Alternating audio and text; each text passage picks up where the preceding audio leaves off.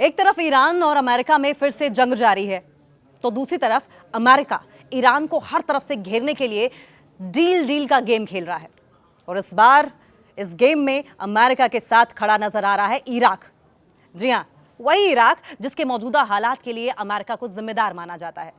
वैसे आपको याद होगा कि जब पहले दौर में अमेरिका ईरान के बीच जंग शुरू हुई थी, तो ईरान का साथ देते हुए इराक में मौजूदा मिलिशिया ने छोटे मोटे हमले करके अपनी मौजूदगी दिखाई थी।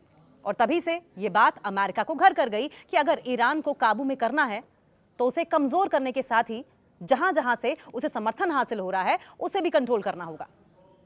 अगर भौगोलिक हालात को देखें तो इराक के एक तरफ यूएई, ओमान, सऊदी अरब जैसे तमाम अरब मुल्क हैं, तो दूसरी ओर उसकी लंबी सीमा ईरान से भी लगती है। और इसके बीच आता है वो हिस्सा जिस पर काबू पाने के लिए ये जद्दोजहद हो रही है। यानी ये हिस्सा है हॉर्मुज का हिस्सा, जहां से पूरा अरब अपना तेल दुनिया तक पहुंचाता है। और ऐसे में अब इराक को अपने पाले में करने के वास्ते अमेरिका ने दाना डालना शुरू कर दिया है।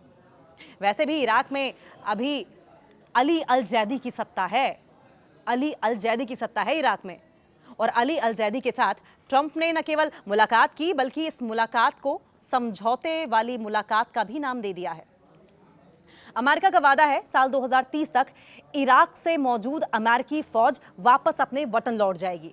और इसी के साथ इराक में एक बार फिर से अमन चैन के साथ साथ आर्थिक संपत्ति भी दिखाई देगी। वॉशिंगटन में अली अल जैदी के साथ मुलाकात में ट्रंप ने इराक के लिए कई वायदे किए, जबकि इराक के प्रधानमंत्री अली अल जैदी ने भी शानदार बताया। ट्रंप और जैदी की मुलाकात मंगलवार को वॉशिंगटन में हुई। अब आइए जैदी के बारे में थोड़ा जान लेते हैं। अली अल जैदी का राजनीतिक करियर तो कुछ खास नहीं है, लेकिन ट्रंप की तरह वो भी सौदागर यानी कि बिजनेसमैन हैं। सबसे अहम बात यह है कि जैदी इराक के पूर्व प्रधानमंत्री नूरी अल मालिकी के धुर विरोधी भी हैं और अक्सर वे उनकी आलोचना करते देखे गए हैं। आपको ये भी बता दें कि अल जैदी से बिल्कुल उलट नूर अल मालिकी का झुकाव ईरान की तरफ ज्यादा रहा है, यानी कि पिता ईरान की तरफ और बेटा ट्रंप की तरफ।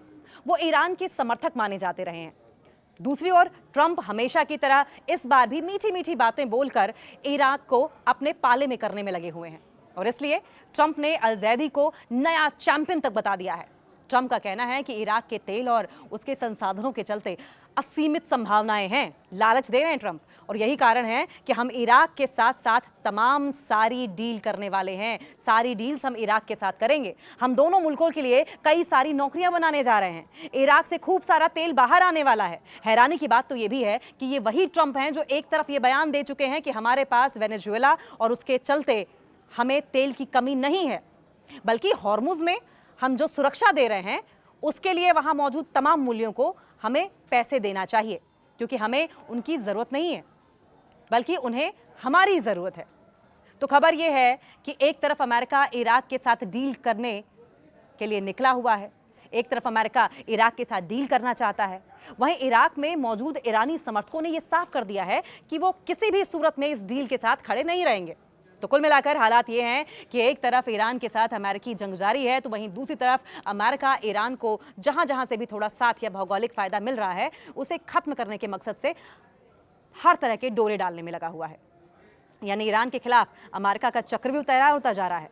मकसद कैसे भी ईरान के प्रॉक्सीज को काबू में करना है ताकि ईरान पर अमेरिका लगाम कस सके। लेकिन इन चालबाजियों से ईरान भी वाकिफ है। देखना होगा कि अमेरिकी चाल का जवाब ईरान किस अंदाज में देता है।